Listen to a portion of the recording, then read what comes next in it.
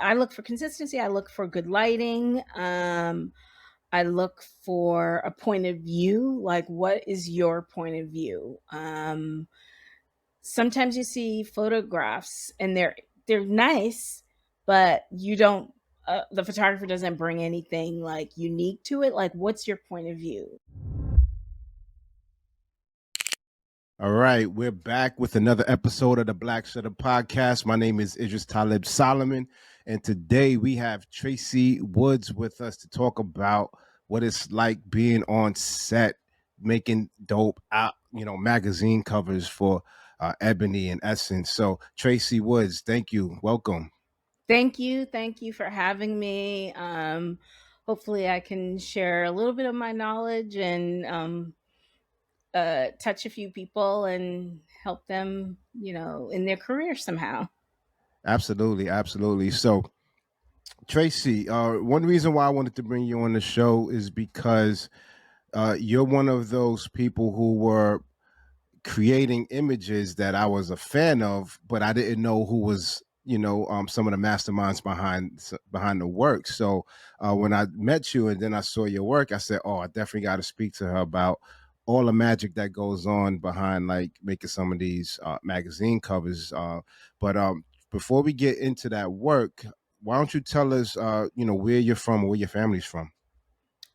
So I am originally from Providence, Rhode Island, and grew up there. I went to undergrad there. I went to Rhode Island College, and then I came to New York to go to grad school. I went to Pratt Hmm. and got my MFA in photography and just stayed. I mean, this was the kind of mecca of art and photography, and wasn't quite sure what I wanted to do when I graduated. I thought I wanted to be a still life photographer. I really wanted to just be an artist and create. And, Hmm. living in New York, as you know, is expensive. And I needed a job. So I started assisting and realized really quickly I didn't like it. I didn't like being the one responsible for taking the photos. Mm. It was a lot of pressure. And I tried assisting different types of photographers because I wanted to be a still life photographer. What I thought I did still life, I did fashion. I worked in advertising, editorial, and realized, as I said really quickly, that it wasn't for me. And one of those photographers needed a studio manager, and I became a studio manager for him. And that's how I learned the business of photography. He was an Okay. commercial advertising photographer, did still life, beauty. He was also a director. So I really learned the ins and outs of running a photo business, because ultimately, even as an artist, you're running yourself, your business. And Hmm. it was learning everything from, putting your portfolio together to how to sell yourself to clients, marketing yourself, and then just the day to day of running a business, from expenses, hiring people, just everything. That's how I learned the business. You know, as a self-taught photographer, there's a lot of things that you just don't learn, right? Because you're not aware of all the different things it takes to be successful in this career. And I've always wondered what life would be like if I started over in this career path and I was able to assist a little bit in the beginning and kind of learn on the job, right? Learn from a seasoned professional who's been working with clients and who has like made a bunch of mistakes so that, I don't have to make those mistakes, or I don't have to make the same mistakes. But the fact that you were able to learn the business side of things is like, that's invaluable.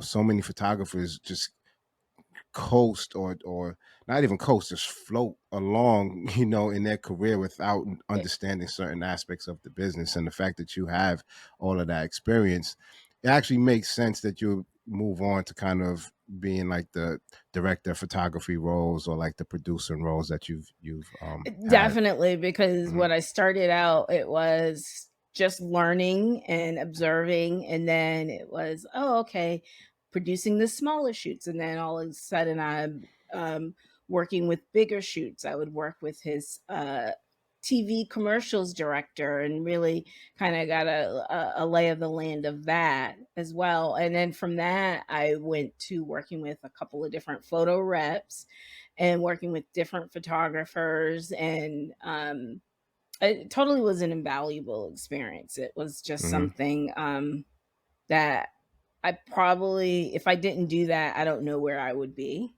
Hmm. uh, might have taken me longer to get where I am now. I mean, it's like everyone chooses a different path, and there's no wrong way, but it does help. Like, if you can assist, even if you're just starting out, like, even if you're self taught, it doesn't mean that you can't assist someone. It just means, finding that right person that you Hmm. could get learn from, or be have them mentor you.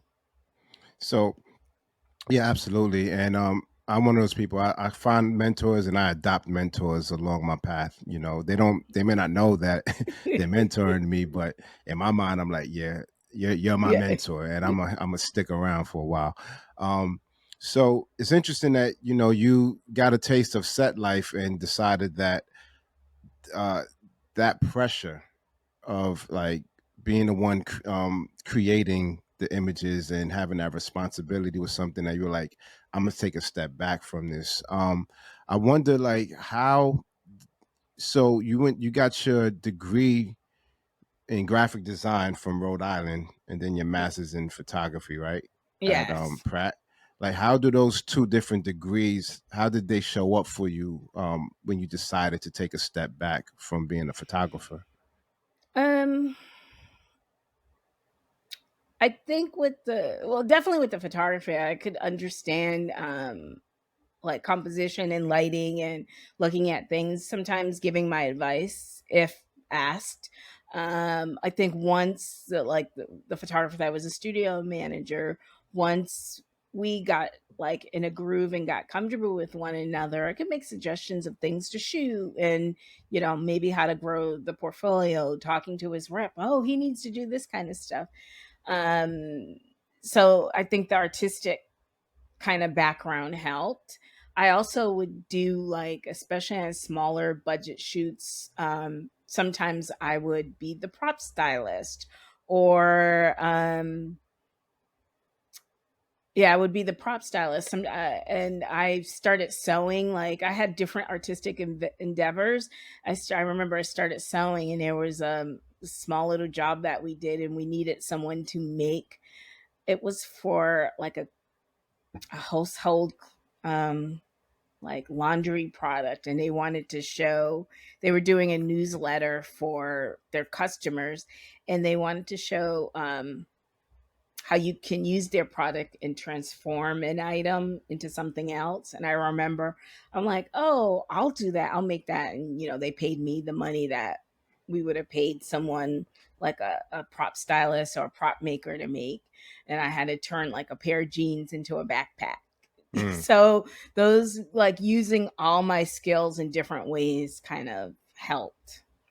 absolutely. In So. editorial world especially, sometimes you have smaller budget projects where you wear many different hats.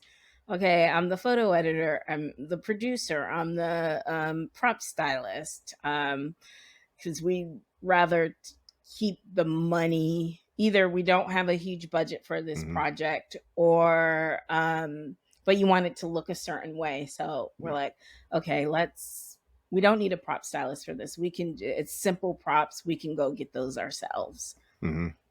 And that's a fun part too, like being able to wear those different hats and see it all come together, on in camera, right? Exactly. Hmm. So, um, I want to jump into some of the art and the art of portraits and magazine covers. You know, from the perspective of an editor, producer. I'm a photographer, and I'm sure there's a lot of photographers out there who see these magazine covers and always wonder, like, how does this project come together from concept to execution to like publishing, right? So I definitely want to like dive into your brain a little bit, so to understand like all the different things that go into making some of these images. So give me 1 second, I'll share my screen and we could jump into uh, some of this work. Yeah, I remember seeing this Nas cover, and I'm a big fan of Nas, and obviously, like anything I see, I'm going to be like, all right. I'm a fan of photography, so I see this all come together, and I'm just like, first thing I ask myself is, who shot this? First thing I do is I look for bylines, right? Oh, But I then I do that start, all the time. right? I don't even read the articles. I glance through the articles, but I focus more on the creators of it, right? So I think this was Joshua Kissy, right? Yes. All right. So tell us, a magazine cover like this, like what how do magazine covers typically come together? Like, is there a concept? Do you brainstorm as a team? You leave it in the hands of the photographer? What is a typical? How does a typical magazine cover come together? It depends on the magazine. Mm-hmm. In this case, Ebony has a creative team. They have a creative director. There's an editor in chief. There's the photo director. And their photo director is also a photographer who generally shoots most of the covers. Mm-hmm. For this one, he did not, but it could be like in this one, it's probably brainstorming. Everyone may come in with their ideas, and then basically it's probably the editor in chief. In most cases, that would pick the final idea of what they like. Mm-hmm. Um, with this, we wanted to highlight, Nas is an icon. He's been around, and he's not only a hip hop artist, but he's a businessman. So they Mm-hmm. wanted to kind of show that as well, and almost set a stage. So that's how this came about. We wanted to find a location that had kind of some opulence that wasn't too decadent. And then we brought in some fabrics. We brought in like the jacket he's wearing is this black designer who uses it's almost this kind of Renaissance Mm-hmm. style painting in his design, but it's all of Black folks. So they wanted to highlight that as well. Mm-hmm. I have a And one follow up thing I could question. say too is when you're doing, especially with celebrity, you create a mood board. So a mood board's created, and you present the mood board to them. Sometimes they may like, oh, I did something similar to this. Can we change it a little bit? For the most part, they usually like it, but I've had instances where someone said I did the same exact shoot for something else that's coming Mm-hmm. out, and you're like, okay, we got to pivot and regroup and see how we're going to change it. So But do the celebrities get the mood boards beforehand, like oh yeah, yeah, most times? they all want to see it. It's the publicists really. They all Uh-huh. want to see because they want to know what they're walking into. Got it. Rarely have I seen a celebrity walk into something and not know what they're doing. All right. So that helps with your preparation, to Yeah. know. All right, that cool. That makes sense. And a So, lot of times you may not have a lot of time with the talent, depending on what the agreement is, how long you have with them. I think with Nas, we probably had 4 hours. oh, that's a lot. Yeah, I've had shoots where it's been less, but because we wanted to get multiple looks Mm-hmm. and an interview, video interview, um, what I know with Ebony, they try to block out at Hmm. least a good chunk of time, 4 to 6 hours with his Wow, talent. that's really generous, especially at this stage of his career. I've heard stories, not necessarily Nas, but just celebrities or politicians, people of interest. You get maybe 5 minutes Oh, a sometimes, politician, you get 5 minutes. I remember right? years ago, I had to photograph. I had to send someone a photograph. Hillary Clinton, Hmm. and they initially gave us 20 minutes, and then it was when she was senator. No, she wasn't senator. She was, I forgot what her, she might have been senator. I don't remember what her title was, but it was right before or right when she was running, like in 2008 Hmm. or Hmm. 9, when she was running against Barack for that first election that he won. And I think we had 20 minutes. I send the photographer, and then maybe 10 minutes in, she gets a call and she's like, okay, I gotta go. And that was it. So, Yeah. and with those cases, you try to pick a photographer who's worked with politicians or that they're comfortable with, Hmm. because they have to be fast. They have to get Yeah. whatever shots they get, they have to get it right away. There's no like, oh, let's try this. Try, like, you don't have that kind of Yeah. luxury. So yeah, 4 hours. That sounds pretty dope. That he was able to be available that long. So, uh, next one. I love this. I love this cover. I mean, obviously, Black Panther um, is more than a movie for us um, in so many ways. Just this younger generation of Black and brown kids who get to see a full cast of heroes on the screen that True. are proud, are strong, that are not like a caricature of us, is important. Now I know it's fictional, right? And there are some people who are like, that's doesn't Wakanda is a made up country, like represent real Africa. I know there's that side of the argument as well, but I think it's fictional, right? And I take my son to see it, and you know he gets to see like these people, beautiful skin, like they're well groomed, they're taking care of themselves, they look healthy. Seeing up on the screen does something for our, the way that we're able to see ourselves. So I love this cover because it just looks like a work of art, right? It looks like a painting almost. And that's something that I'm noticing a lot about the different magazine covers that I've been seeing, especially that you've been a part of.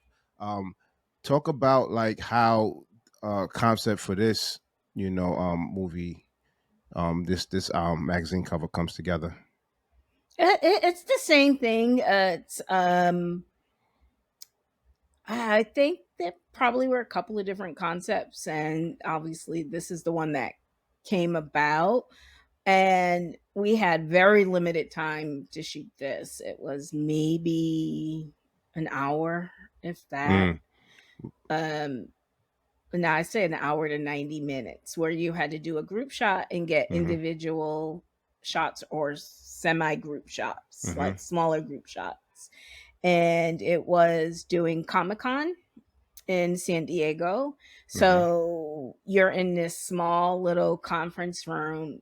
We had a big set, and it's basically hours of work beforehand just to set everything up. The prop stylist comes in.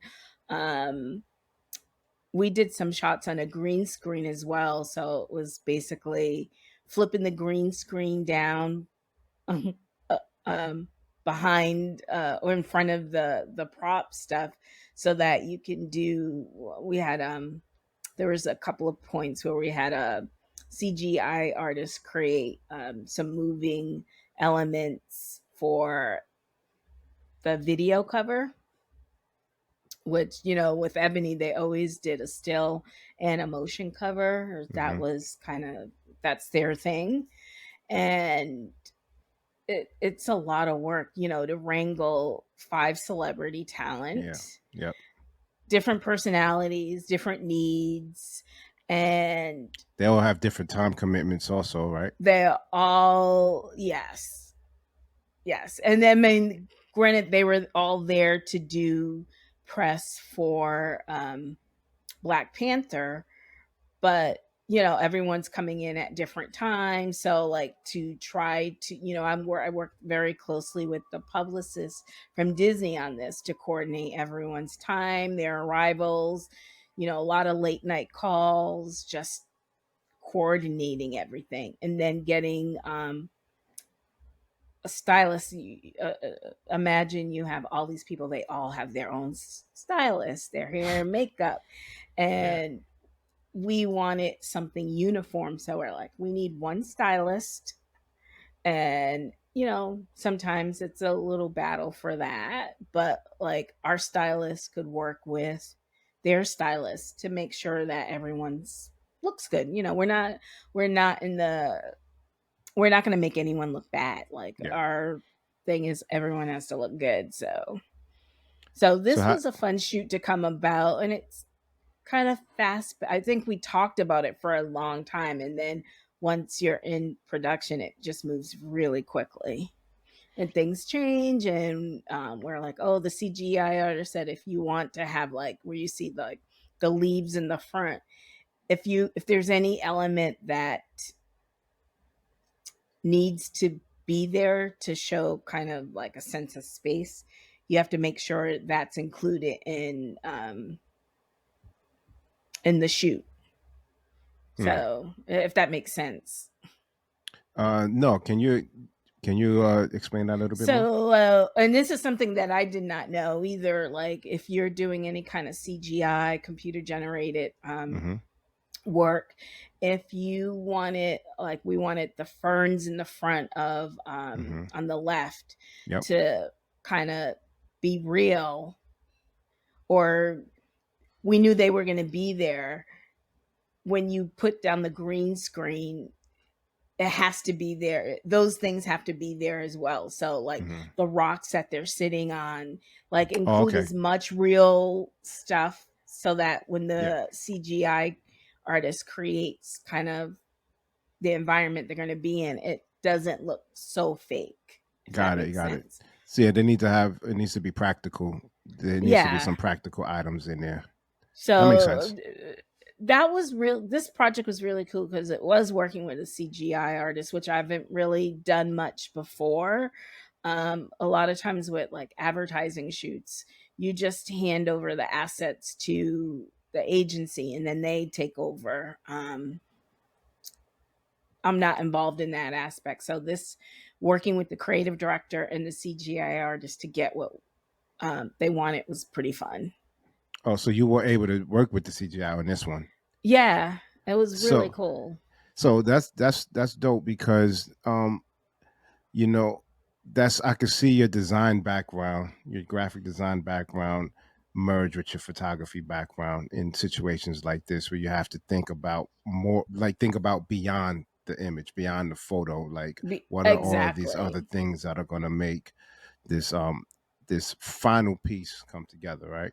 Yes. And a lot of times, like, as the producer, I'm not involved so much in the creative. I get the creative from the client, in this Mhm. case, Ebony. And it's like, okay, this is what we want. And then I make suggestions based on, I know what kind of budgets we have to work with. I'll make suggestions based on locations, budgets, like prop stylists, and those, I pull in all those elements. For this, we knew where we were going to shoot. We had no control of, Disney's like, you're going to shoot here because this is where we're staging at, Mhm. like all their shoots that they're setting up for this. And, you have this amount of time, and we got in at, I don't remember what the time frame we had with talent, but say it was 11 a.m., we probably got there at 6 a.m. to load Mhm. in and start setting up because Mhm. we knew we had such a short time with them. We Mhm. needed to be ready. Like, you Of test course. everything out, and then when they come, you just knock it out. Nice. So with this And what amount of oh, yeah, sorry. that And I was going to say what sometimes with Ebony, because I know them and I have a relationship with them. Occasionally, I'm brought in as one of their creative partners. Like, hmm they have their creative vision, and then I can make suggestions and help kind of bring it all together. beautiful. Um, I know that you know Ebony was one of the first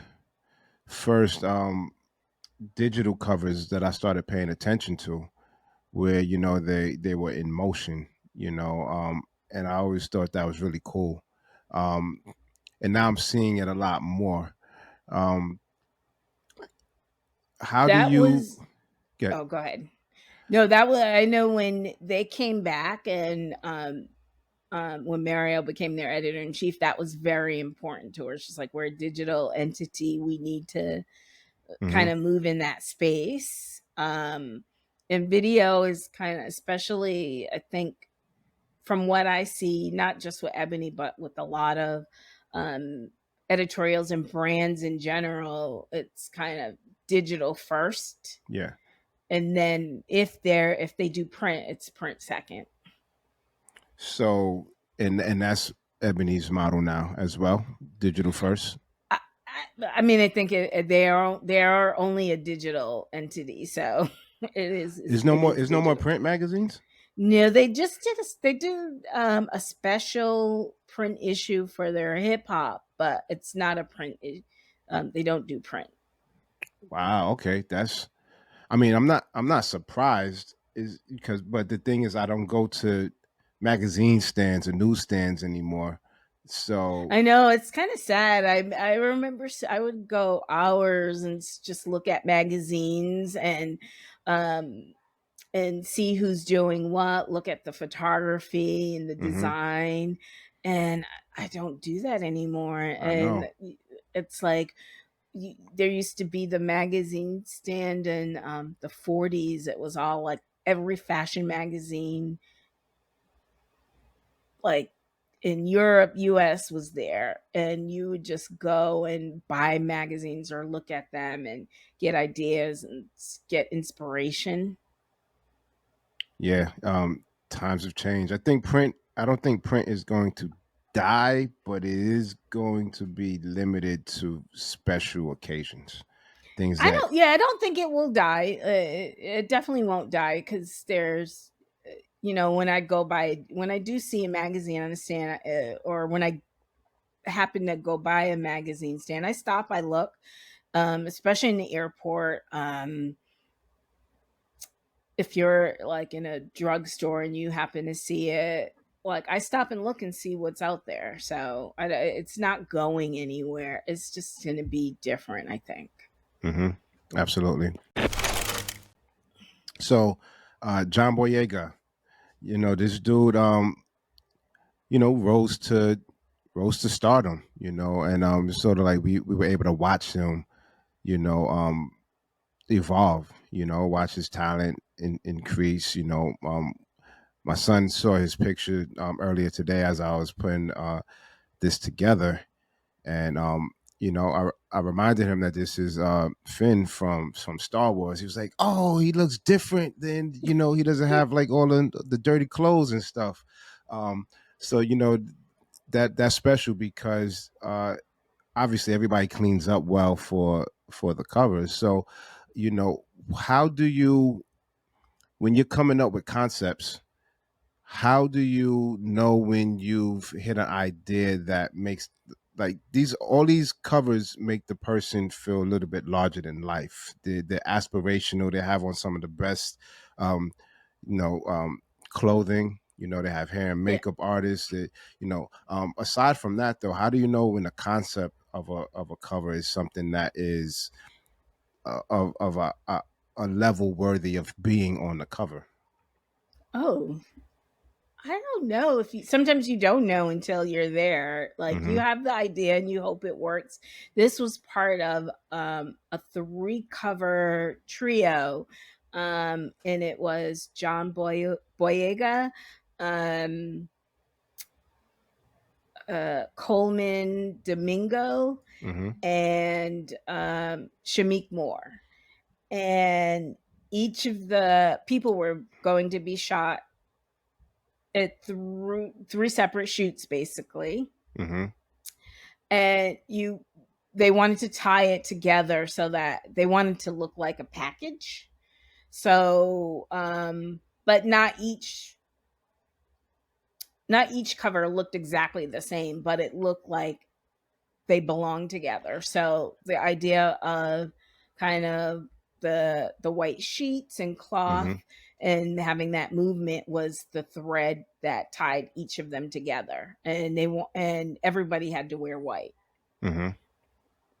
So it was kind of like, we have these three people that need to be photographed. How do we make it simple enough that it can be translated?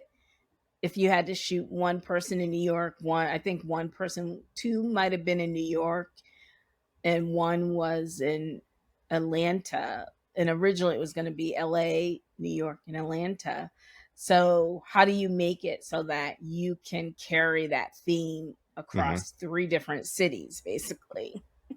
And these are all these images were being made around the same time.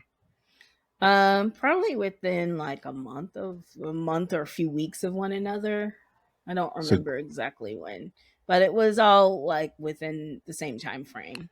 so in that situation, do you use the same photographer and ship them around, or do you work locally? So for this, I mean, again, Keith Major is the photo director and kind of chief Yeah, I know Keith.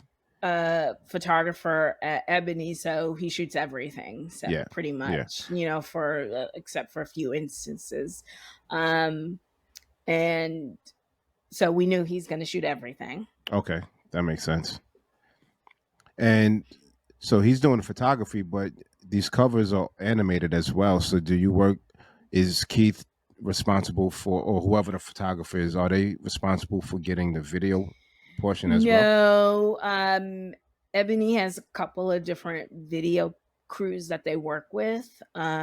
So it the photographer, or Keith as the photo director, is obviously talking to um, the video team to make sure they're in sync together, and he shows them the vision, and maybe sometimes they collaborate so you don't have to have two different light setups. Mm-hmm. Sometimes he'll shoot in hot light so that he Yeah, it makes an easy transition, again, because we didn't have a lot of time.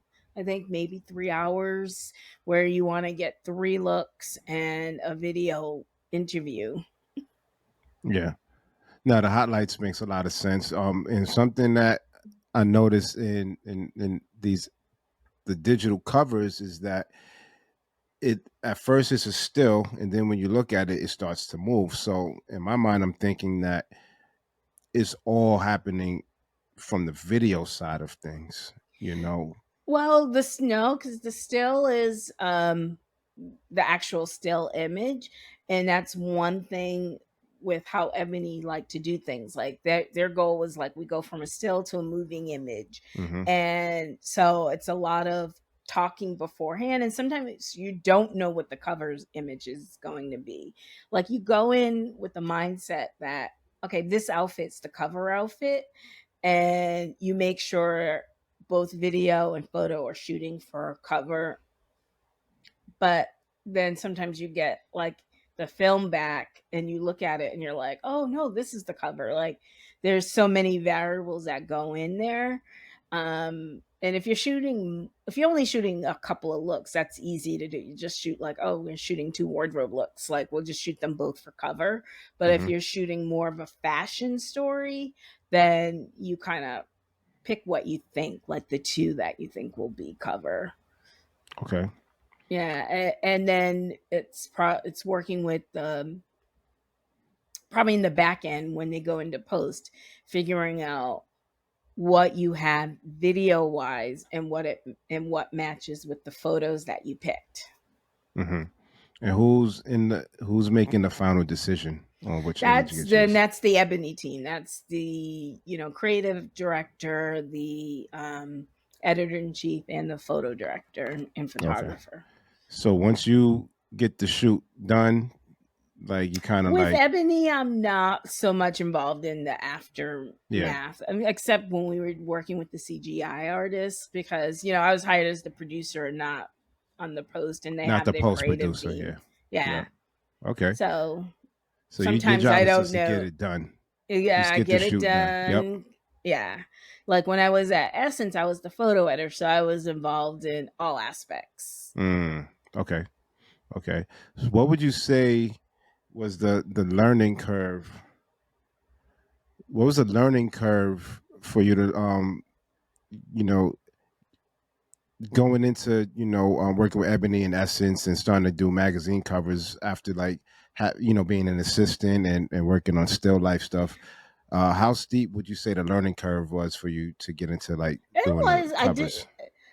I didn't start just like, especially when I went into publishing, I didn't start like, oh, you're getting a cover right away. It was Mm-hmm. I literally worked on all aspects of a magazine, from like the front of book pages, the smaller fashion and beauty stories, human interest stories. I did a lot of news and news stories, lifestyle. It was literally working on all aspects of Mm-hmm. like the book. So And then the celebrity stuff, I mean, I might have gotten a smaller like celebrity portrait for Inside Story. It wasn't a cover.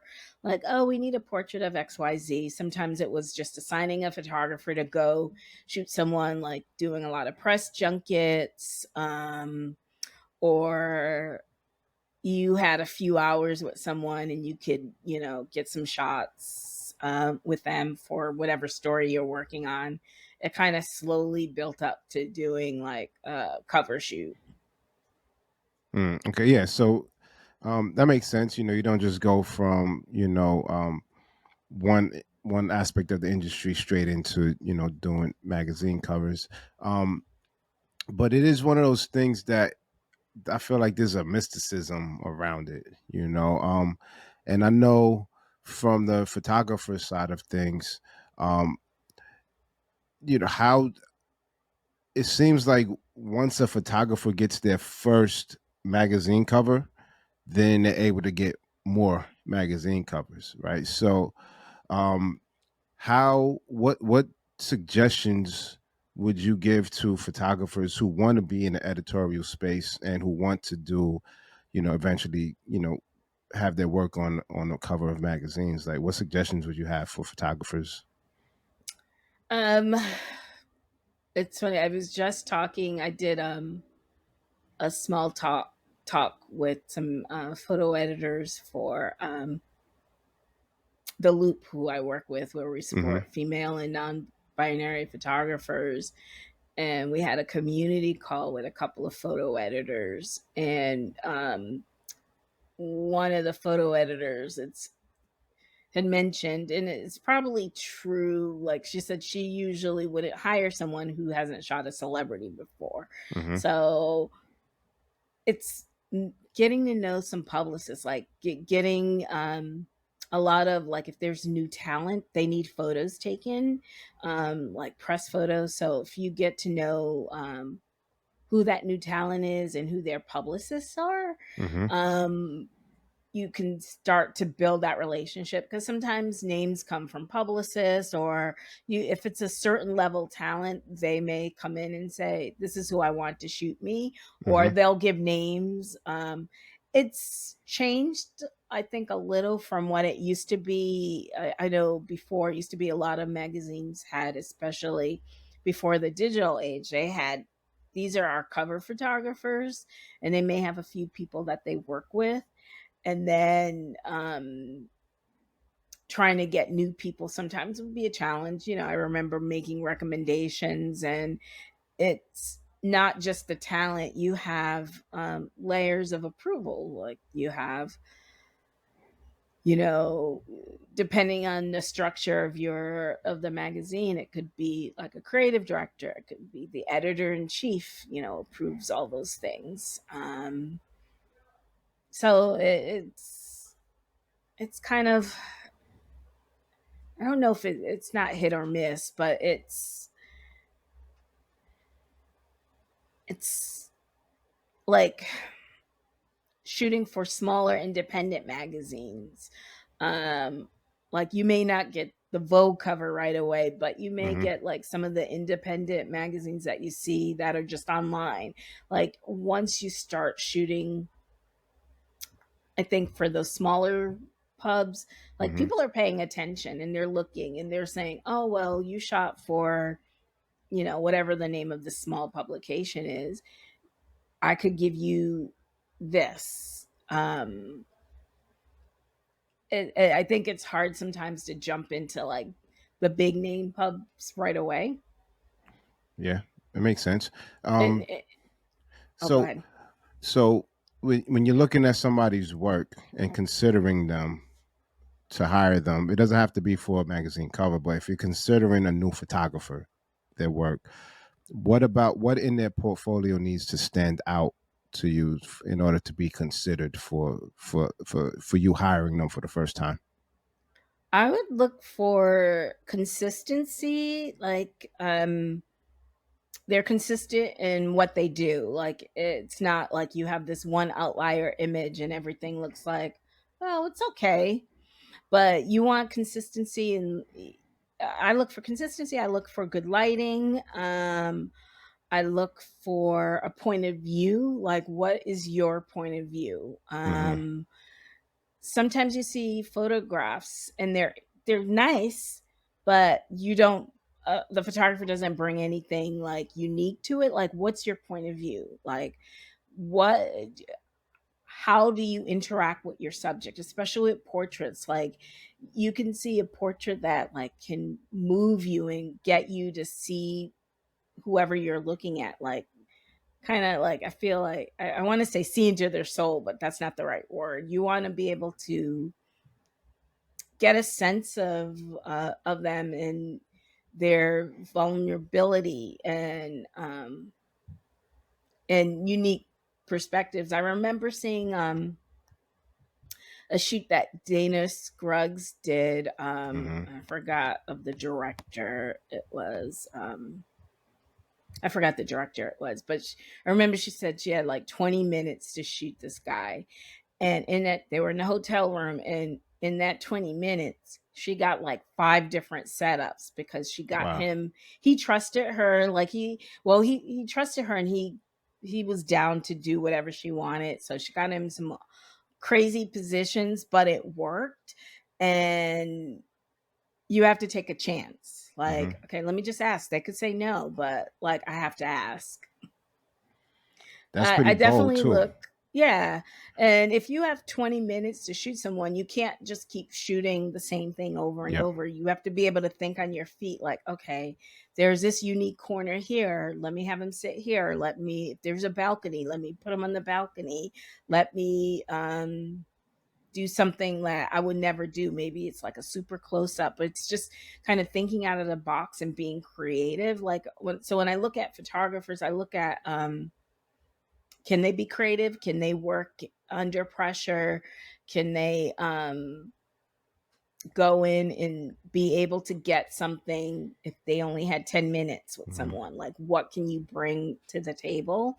Um and are they consistent? Like I see a lot of photographers who like they only shoot daylight outside. Everything's outside, and I'm looking cuz I know I'm like, well, I have to send them to shoot someone in their house or office.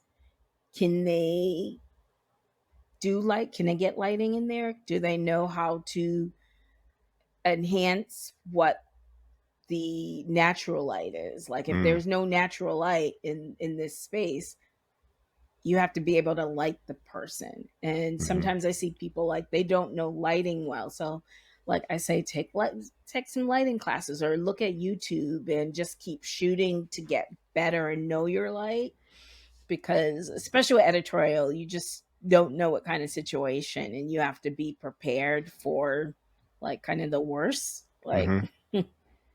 there, I remember there was a time where a shoot where I sent a photographer to this woman's house, and she got there, and the woman didn't want to let her in. She changed her mind the day of the shoot. Like I've talked to her in advance, and she's like, "Oh yeah, I'm not doing this. You can't come in." Wow. And you had to pivot. She's like, "Well, can you come outside? There's a park across the street." And she's like, Mm-hmm. "Okay, I'll do that, but you're not coming in." And even though I've talked to the subject beforehand, you don't know what you're gonna get. Like she's like, "Nope, not coming in anymore." Wow. Yeah, you have, and that's to your point. You have to be a problem solver. You have to. It's a You get a no. I mean, photographers. I think the whole. It's funny because a lot of people don't want to be photographed because they see that image of them as being permanent, right? And if the photographer doesn't do a good job, there's this permanent image of them that doesn't represent them, but they don't feel like it represents them well. That image is just out there in the world forever, right? So a lot of people don't feel comfortable being photographed. Um, so our job is to, especially if your job is to make portraits of people, is to learn how to make them comfortable, right? exactly. And what you're saying. So the more and more I get deeper into photography and understanding what my relationship is to the camera and understanding like how images affect me, I'm realizing more and more that photography is about the personality of the photographer. The camera is just the tool. So when you're thinking of who to assign to certain projects to photograph certain people, you're thinking about, yes, the technical ability and their creativity, but also their personality to There, bring out the best in somebody else. exactly, because your job is to make someone so comfortable that they forget they're being photographed, Yeah. and and make them feel at ease. Mm-hmm. And sometimes it's like talent is a small part of it. Sometimes it's personality with the subject, it's personality with the person hiring, Mm-hmm. especially if it's a person you're going to be on set with. Like we're not saving lives, so we want to have fun. You think about it, it's creative, it's fun, let's have fun while we're doing it. Yeah. So if I always tell photographers, be nice to everyone, like the from the assistants to like your photo assistants to the assistants of like the creative director, the photo editor, because you don't know what positions they'll end up in, and they could be in a position to hire you, and people remember like, oh, he was, that guy was really rude to his photo assistant. I don't want to be on set like with someone who's going to treat their assistant like poorly, because so it's a bad reflection if you're not nice to people. Yeah. Or even be nice and courteous to the security guards, to the Exactly. custodians, right? Like these are the folks that's going to get you the access that you really need in a lot of cases, right? Or they're the ones sometimes that'll give you the extra 5-10 minutes when the place is supposed to be shut down. So Exactly. you never know. You never know. I think it is just about having like a nice personality that's genuine, right? But we, you know, our personality is what gets us in the door in a lot of cases. Yeah. And I've known photographers that like who say they want, oh, I want to shoot portraits, and then they shoot portraits and they're like, this isn't for me. I like shooting like still life or in food or some like interiors, like something that's inanimate, because I don't have to deal with the Yeah, personality. And that's a different type of photographer, and there's yeah, nothing wrong with that. Everyone has like everyone has their strong suit of what they gravitate hmm toward. Like, as Know I said, I wanted thyself. to be a still life photographer. I just thought, but it was more in the art. Like, I remember, I forgot who it was. Like, I saw some stuff, the name escapes me what I saw. Um, and I was like, these are so beautiful. Like, and they were just beautiful still life photographs, but Hmm. done in this artistic way. And I'm like, this is what I'm going to do. And when I thought of still life, I thought of it more of a as a artistic way, not like commercial. So when I started working in a commercial as field, I was like, oh, this is not what I thought it was going to be. Hmm.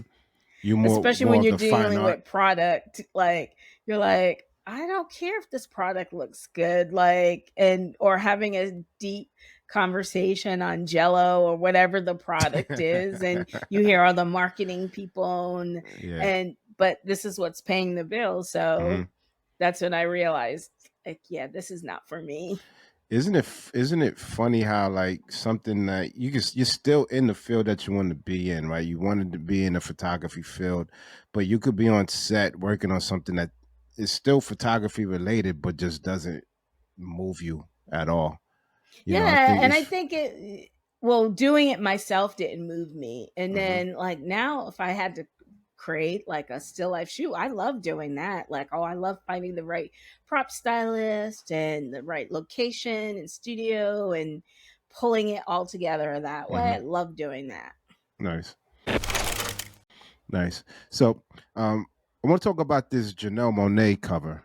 Uh, this, if anybody's familiar with her work, this cover seems like so fitting for who she is as an artist. Can you talk about how this cover came together? Oh yeah, and she was very involved in the creative on this one. That So that makes sense.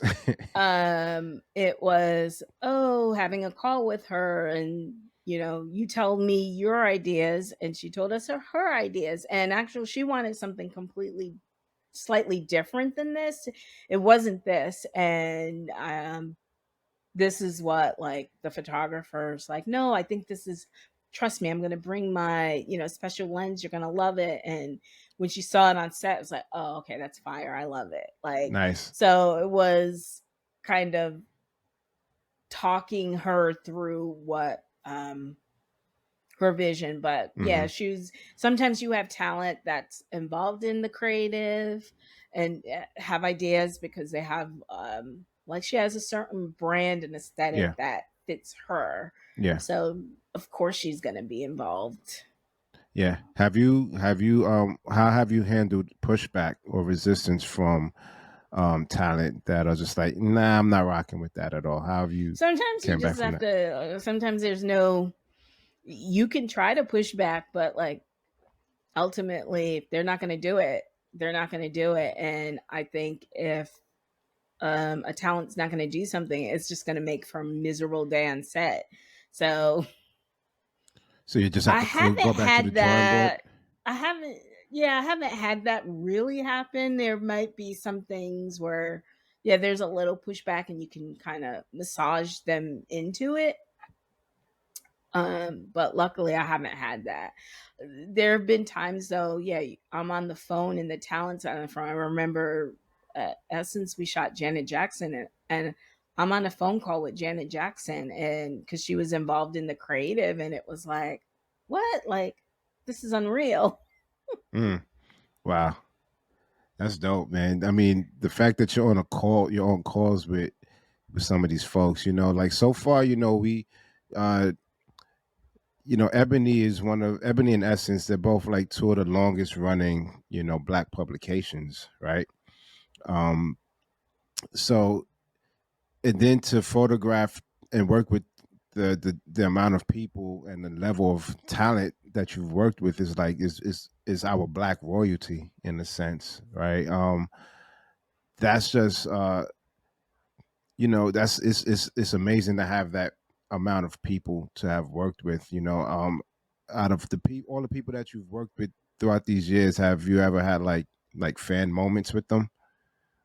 or you're able to keep it No, completely I professional? keep it definitely. I keep it professional because I Hmm. mean it's ultimately it's a job. So there are times, yeah, you may like be fanning inside. Probably Janet Jackson was probably the fan Yeah, moment, or there'll be I don't know, like I like know Oprah.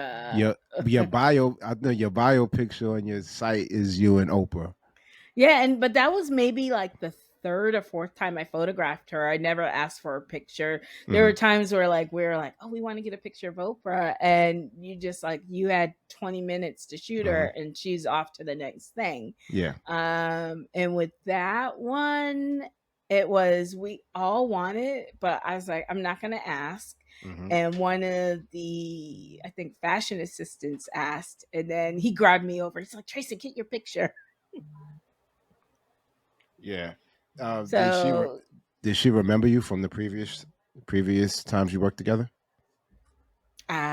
doubt it. There have been times where I've photographed, like I've been on set with pe- people multiple times, and I'll go and say, "Oh, I remember, I shot you." It was an ebony shoot, and I was like, "Oh, I shot you on your Essence cover, blah blah blah," Hmm. and they're like, "Oh yeah, yeah," and I'm like, they don't remember. They're like they're meeting so many. Occasionally, you get people that remember, but I don't expect them to because you're just meeting so many people, Yeah, I get and it. it's like you meet them once and then that's it. But she was super super nice, easygoing, and yeah, like and a lot of times if you're a photo, I think the first time I photographed her was with Oprah and Tyler Perry, and we had 20 minutes for a shoot, so like you can't remember. Wow. So, but it's cool that you got the photo, because again, that's black royalty, and um, it's proof that you were there with her, Um, so yeah, 50 years of hip hop, I'm sure this was a busy year trying to cover a lot of the different talent that was out there. But let's talk about this cover with Buster. I feel like this. I mean, again, the concepts are there. This is black royalty. Everybody's treated like royalty on these covers. Uh, what's going on with this image? Yeah, and this was something that came together, really quickly. And again, he had some ideas of what he wanted, and he was involved in super, super like creative guy. Like you just think of everything that he's done in his career. And um, I remember we talked about the flowers. Um, and he's like he said I want a throne. I was like, oh yeah, yeah, He's we're getting a throne. No, nice. no, no, like he wanted a throne. And then it wasn't until we talked about, we're shooting in studio, like no, let's shoot this outside, like finding the right rooftop that was available, that we could get like that Hmm. kind of iconic New York City skyline. It all just kind of fell together, but it was a really quick turnaround. And it was, yeah, it was a pretty, you know hectic day on set, but fun. And again, this was like we didn't have a lot of time with him. We had a couple of hours, a few hours, but I can tell sometimes people don't. And I think he mentioned this, and when he was talking to us, like he's like he likes doing video shoots, not photo Hmm. shoots. And so once he saw the concept and everything, the sets that we had, like with the flowered wall pulled together, he's like, oh, okay, this is pretty dope. Yeah, yeah. And I love how like the top of the throne feels like it's part of the skyline. As part, yeah. And then Right. that's, sometimes you don't figure those things out until you get there Yeah. because, you get the throne and you're like, okay, there's a couple of different views that you can get. We wanted obviously the Empire State Building, but then when you put it where it is, it fits perfectly. Hmm. Yeah, yeah. And Buster Rhymes, getting his flowers. I Yeah, think and is a that's what really something he said he was saying in the conversation with him. He's like, "I want my flower. Give me my flowers." mm. It's interesting because the whole concept of flowers usually is other people suggesting that somebody should get their flowers as opposed to the person themselves saying I should get my flowers. Does that make sense? Like, Well, yeah, but I mean, his career, he deserves it. Like yeah, oh, he's 100%. a long, amazing 100%. career, and that's what it is. It's like Ebony's giving him Yeah. the flowers, I mean, yeah, and that was the concept I saw just looking at these two images. Um, and it makes perfect sense. And I think, especially with Buster, I feel like hip hop has really rallied together in the last few years to really honor and recognize him for everything that he's done. So I think he's one of the he's one of the main people I feel like hip hop is rallied around to like intentionally show that they're giving him his flowers. I think so. And I just like after I remember right before the shoot, I started looking at the old videos he did. I was like, groundbreaking, super Yes, creative. Like it's like yes, he did it. He did it, and he yeah, still is. And then yeah, like a shoot like this shot here, creating a flower wall, if it was all real flowers, would be super expensive. Like, how hmm, do you create this in a budget? And it was like, okay, we rented like, a fake flowered wall, but then dispersed real flowers throughout. hmm, And I think the whole front of it's real flowers. And then within the wall, there's real flowers. So it gives it like it doesn't look fake. hmm. And A with lot of this, times you're working within budget. So you're hmm, like, okay, I got to do this in a budget. and time, right? Budget and time, yeah. Time they go to time and money go hand in hand. And a lot of you times know. with these, it's a lot of prep the day of. So, Hmm. say your talent gets there at noon, you're probably there at, 9 or 10 o'clock. Hmm. Even I like to be super early if possible, so that you can load in, really Yeah. look at what you have, and then start setting up. So by the time the talent comes, they do their fitting, they go into their grooming, and they're ready to roll. There's Hmm. not a lot of waiting time. Yeah. You suss out like, okay, we're gonna have shot one here, shot two there. Hmm. I think there was like 4 shots. Yeah. Amazing. And I love the fact that they go together. The concept of the cover, is hints of the flowers next to him, and then I'm sure like as you go more into the story, more into the article, then this will be one of like the main images, and there's still that connecting thread of the flowers and his royalty, his And regalness. all the shots, yeah, that was kind of the running Yeah. theme. So there was a shot where he's holding a microphone and there's flowers wrapped around the Hmm. microphone. Yeah. Beautiful. I love how like these concepts come together. Um, this I think this cover nearly broke the internet, right? Um, like Especially the video cover, yes. yeah, yeah.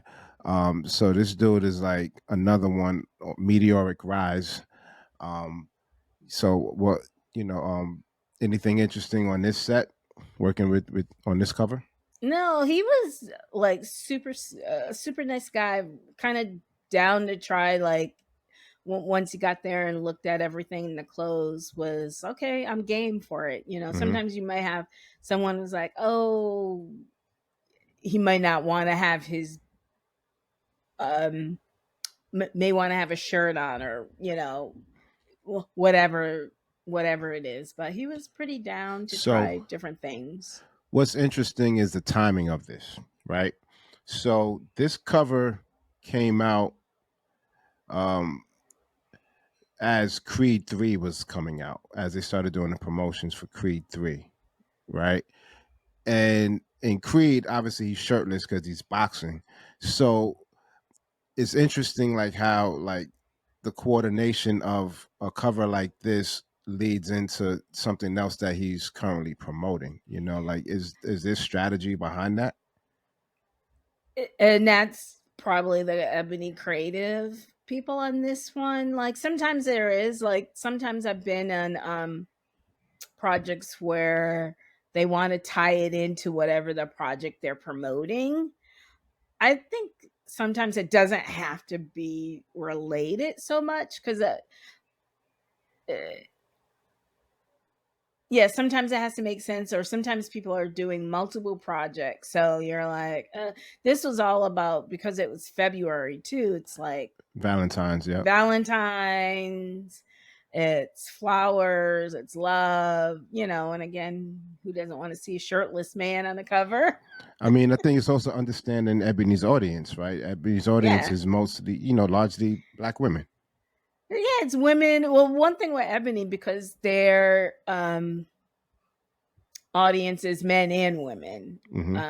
or their content is family. It's men, women, family. Whereas you may have another publication that's a primarily female audience, Hmm. but yeah, to get women to watch, it's like, what's wrong with a shirtless man?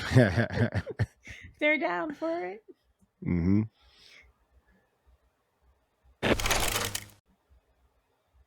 Yeah, and the So, same, the same with this. hmm, This was right before the Little Mermaid, and I yeah, remember we wanted to have some water element, yeah.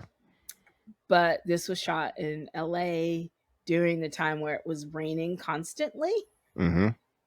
So you kind of had to pivot. So a lot of the shots were inside a home, and then when it cleared up, like they're like, it's going to clear up in the afternoon, we're going to run to the beach and do some shots Hmm. there. So again, that's Like, so another situation where everybody has to be, they have to know what they're doing, be comfortable with making decisions fast and on the spot, right? And being yeah, able to execute it very, very quickly. exactly. And then like, it's like, okay, you don't need a whole team, just send like the photographer, a video person, and creative director. Like, Hmm. keep it nimble and quick. Like, Yep. we don't need the entire team there.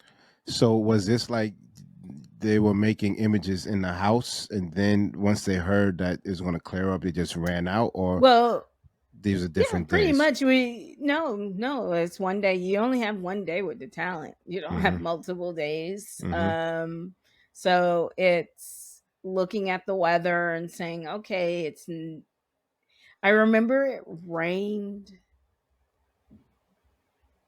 it was raining days before the shoot, and then it stopped raining probably the afternoon before, and you're just like, hope it doesn't rain. Right now it's scheduled, it's one of those 50% chance of rain, and you look, we'll knock all the shots, we'll see how it goes in the afternoon, and if we can get this shot in, and we're going to try to get it in. Talent's game for it, and Hmm.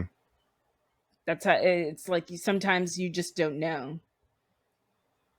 And you plan on it, like, okay, we're gonna plan for the afternoon, hopefully it's not gonna start raining, and it didn't end up raining. I think it sprinkled a little that day, but it wasn't like the heavy downpours that they were getting.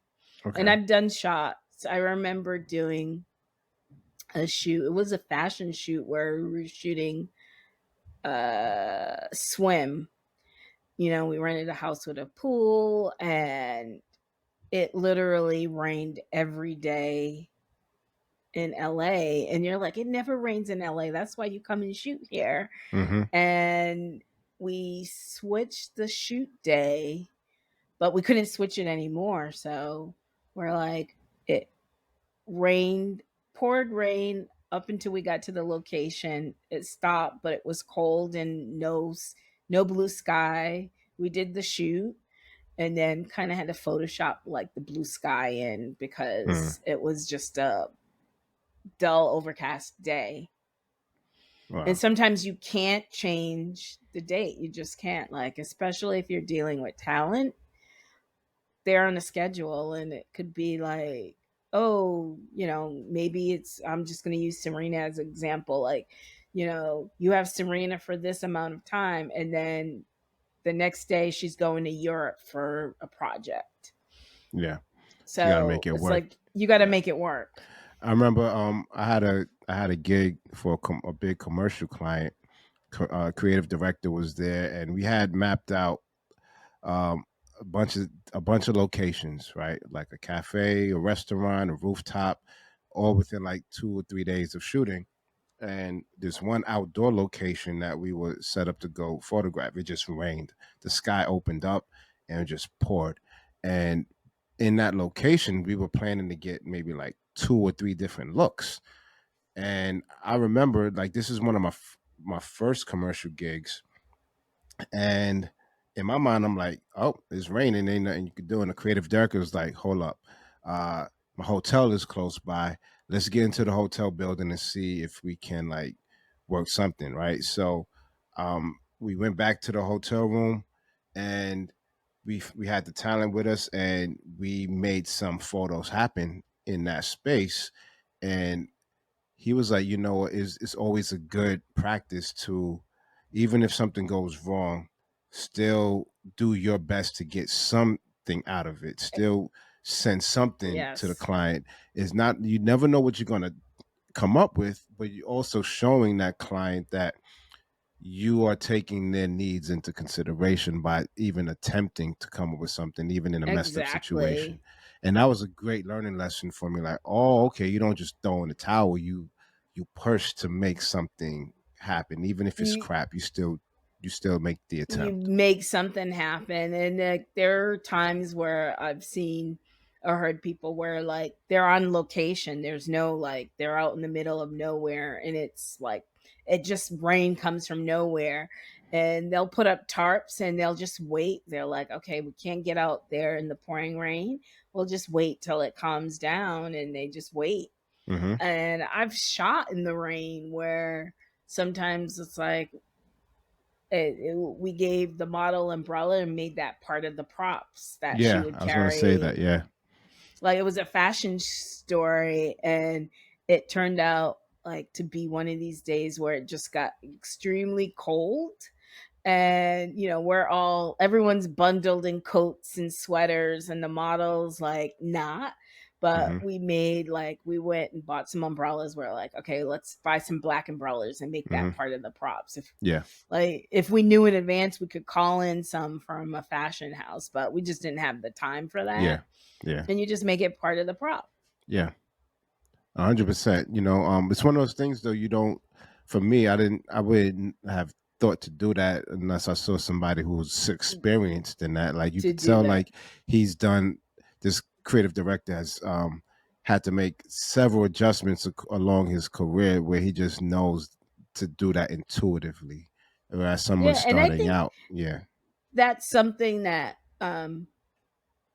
maybe a beginning photographer may be afraid to take that chance. Hmm. Um, but like you said, it shows a initiative, and it shows that you're trying to make something out of like a bad situation. So even if you go to the client and you say, look, the skies opened up, it poured rain, or the locate something happened to the location, so we had to pivot. We got this, and sometimes the the pivot shots could be like, oh, this came out great. Hmm. Sometimes it's like, it may not work, and then the client could decide like, well, let's do another day of this, or Yeah. we'll make this work. Yeah. But you can't just wrap it up and say, "All right, cool, I'll meet you at the bar." Yeah, no. When you still got all this time left that you could have been working on something, right? Yeah. So, And like, as my job as the producer, that's like I'm kind of the pivoter, I guess, mhm, like how we can save and salvage yeah, something. absolutely, absolutely. So, I think you've gone through the behind the scenes of a lot of these images, and what it takes to make these images. This artist that did the face paint is Lu, Nigerian Lalu, yeah. artist, right? Um, his artwork has been like all over people. it's interesting. His artwork goes on people, and then the photograph happens. So it's like layers of art happening. I just love this the way that African art has been showing up, in more places. How'd you decide to work with him on this That cover? was our we had a new boss, like like our big boss, who was head of all the creative, and this is what she wanted. Hmm. Like this, she came, she's like, "This is what I want," and this is what we did. There it is. There it is. Beautiful. Another one. I feel like, I think what's the next one? Between okay, yeah, I knew it. Michelle Obama and Oprah. And what's funny is as I was looking at both these images, right? I almost had like very similar reactions. Like as far as the importance, right? Like Michelle Obama is, she was the first lady, right? Um, but Oprah has like this sort of like larger than life, you know, um, presence as well.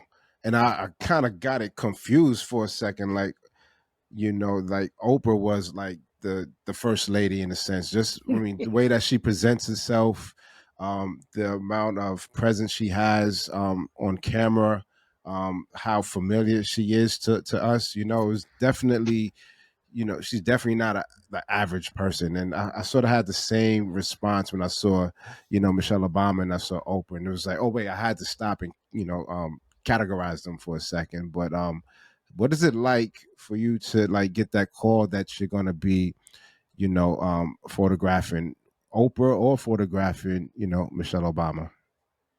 um, I mean, they're both kind of like you said, icons, and um, someone that like if you even got to meet for just a few seconds, it will like touch you.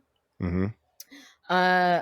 With Michelle Obama, it was, you have a short amount of time with her. Mm-hmm. This was after they left the White House. So I remember with this shoot in particular, um, when the creative director and the creative director was coming up with like, we only have a short amount of time with her. It's one look. And she was looking at different hairstyles of Michelle's that trying to pull what she liked. And we had a phone call with Michelle's team, and they had said, "Well, how do you feel about doing?" We sent them the board, and they're like, "Michelle really wants to do natural hair," and we are like, "Throw everything we gave you. We're doing natural hair because that's Mm-hmm. essence. Like, Mm-hmm. we would love to. We didn't even think that was an option because and they were like, "No, she really wants to do natural And hair." And she's we're out the like, White House at this time, right? So, "Yeah." So we're like, "Bet." Like, so that was kind of the cool thing about this. Like, she mm-hmm. just wanted big curls. She wanted her Mm-hmm. curls and natural curls. And, Beautiful. we had a conversation with her hairstylist. Like, she was we're talking about different looks. And ultimately, this is what they came up with. But for us, for Eb or Essence, that was like, it's a magazine for, predominantly Black women. You want to show Mm-hmm. her in all her glory. Yeah. And I think it was the first time she did a photo shoot in her natural, like, hair. Which is so crazy.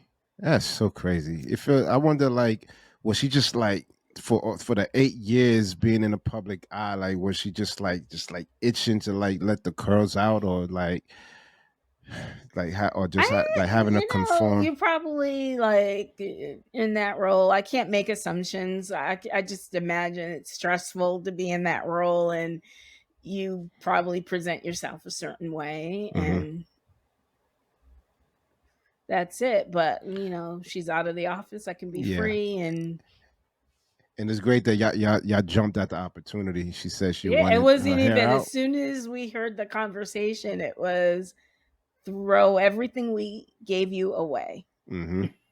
Nice, We're nice. we're down with that. And then meeting her, she came in, and introduced herself. And we're like, yeah, we know who you are. And it was, we all echoed, we miss you, we miss you, because it Hmm. was, what, this was 2018. So, Oh, yeah, our yeah, yeah, situation, we're like, we wish you were back. We wish you yeah. guys were back. And she's like, I get that all the time. Hmm. Hmm. But she was lovely, did her job. And sometimes, like with someone like her, you may not have, when the call comes through, like I'm obviously not the one booking the talent. We had like a entertainment director and talent bookers that deal with the talent. They're the ones who are telling you who you're going to photograph or who the stories are. Hmm. And with this, when you get the call, you're like, okay, like we're shooting her in DC in a studio. We have X amount of time. She said basically, this is who I'd like to photograph me, and you're like, whatever you want. Hmm. So she had her own photographer that she wanted to work She, with. yeah, Okay, yeah. okay.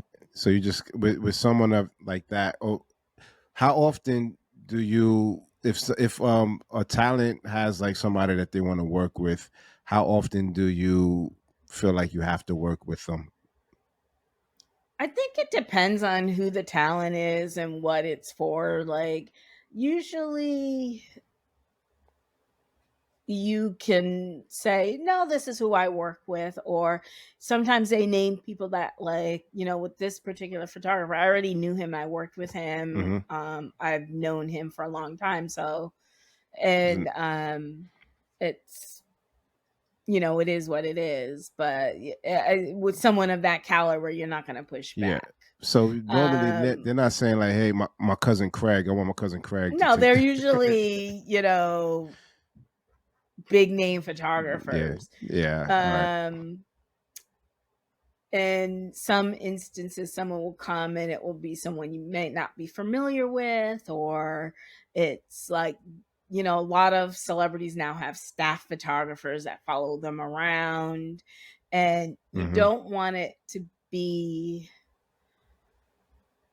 you want to make it so that this is the brand shoot and not Hmm. the shoot for the talent. So you have to be, Yeah. it's kind of finding the respectful way to, like, oh no, here's some Hmm. photographers that we use, and you can give them names and they're like, okay, I like these people, I'm okay. Got it. Okay. And I think last image.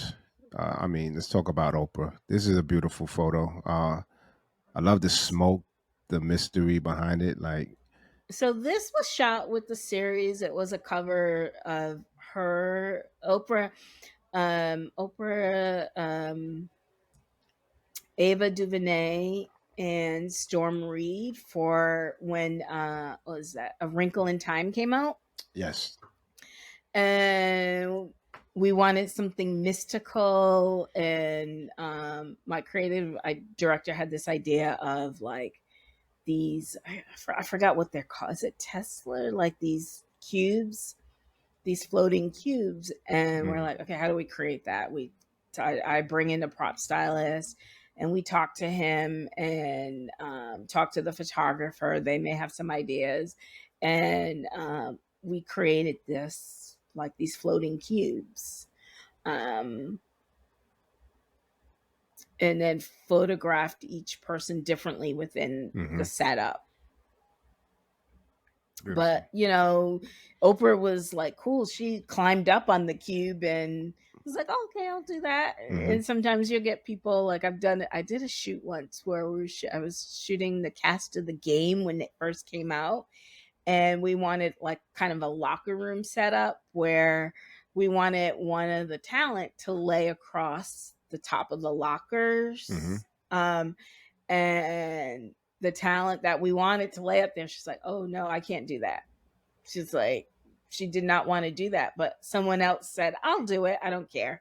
And they got up there and did it. So pivot, like, Yeah. because you were trying to, like, break up, like, how the talent Yeah. are going to be in the spread.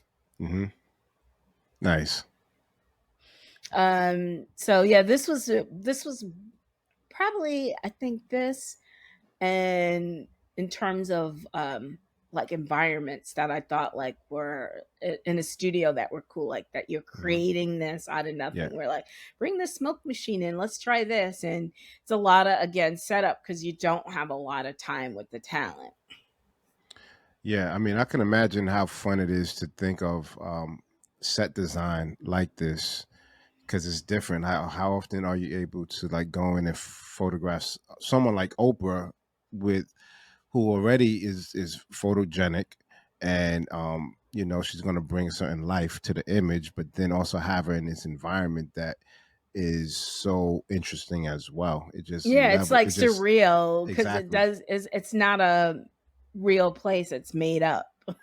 And it's also a little bit on the riskier side of things for someone who is so in the public eye, right? Like, you know, what if it flops and you have one of the most recognizable people in the world in a photo that kind of flops, right? There's like a risk. But it also, if it works well, it's like, oh, that's edgy, right? You took it outside of the box, and that actually worked in your favor, right?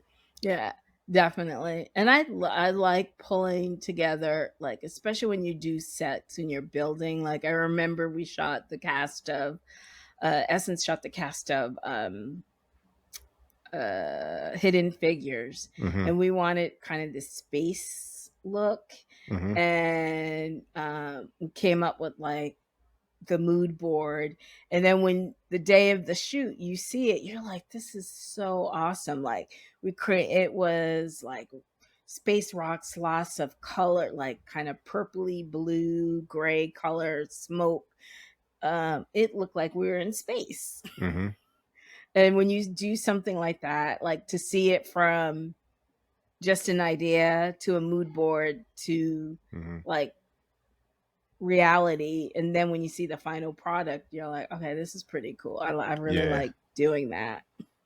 that's the thing about art that makes you feel alive is when like I remember just reading about like the magic of art is like like what we do, and this is for anybody who creates, not just photographers, but you come up with an idea and it lives in your head, and then you do all the necessary steps to take that one little seed of an idea in your head and then create something that is tangible. That's magic. Like Yeah, we make magic every time we take something out of our head and like bring it out into the world that people can see, other people can see, touch, taste, experience, whatever. Like that is magic, and that's what we do, all the time. I totally agree. And even if it's like something that's like with the Oprah image where it's really made up, or if you're on like a location and you're shooting someone in a like a beach environment or Hmm. like a lush kind of tropical environment, like to pull out like the inspiration and then go and you scout the locations that give you what you see in your Hmm. head and Hmm. kind of in your mood board. It's always, and to me, like your mood board is that it's a mood board. Sometimes people want to be literal, like, no, it needs to be exactly Yeah. this. I think it's no, it's an idea. So, Hmm. and you take that and you bring it to life, but kind of make it something different. Maybe it's more a little more aspirational. It's Hmm. not like just copying something. It's for reference, right? Exactly. Because if you're copying everything in the mood board, then you're not. It's You're just not a bringing anything new to it. You're just like exactly, copying. exactly. So, Tracy, there were so many more images I wanted to talk about, but I think for now we're gonna cap it here. I think this image of Oprah is a beautiful image to end on. But I want to thank you so much for your time, for sharing your insights and your experience. Can you go ahead and tell folks where they can find more of your work if they're interested? Sure, you can go to my website. It's traceywoods.com, and that's TraceYWoods. And you can also find me on Instagram. It's Tracy Sees, Traceyeses. I think I'm on TikTok too, but I never go on there. You're not Um, doing your dances. I don't do the dances. I originally joined because I had a lot of commercial clients who were looking, who wanted social media like Hmm. marketing app, and I was like, well, what's the TikTok like? I needed to know what it Yeah. was, and posted a few things like, everyone's like, oh, the talks you gave for the loop should be on it. As well. And again, I work with the Loop. It's Luupe, and you can find us on Instagram as well. And All that's right. Luupe, the Loop. All right. So, Tracy, once again, thank you for joining us here at the Black Shutter Podcast. We appreciate you, your time, and your insights. All right. So, on that Thank you note, for having me. you got it. You got it. And we'll see you around. All right. All right. All Bye right. bye. Peace.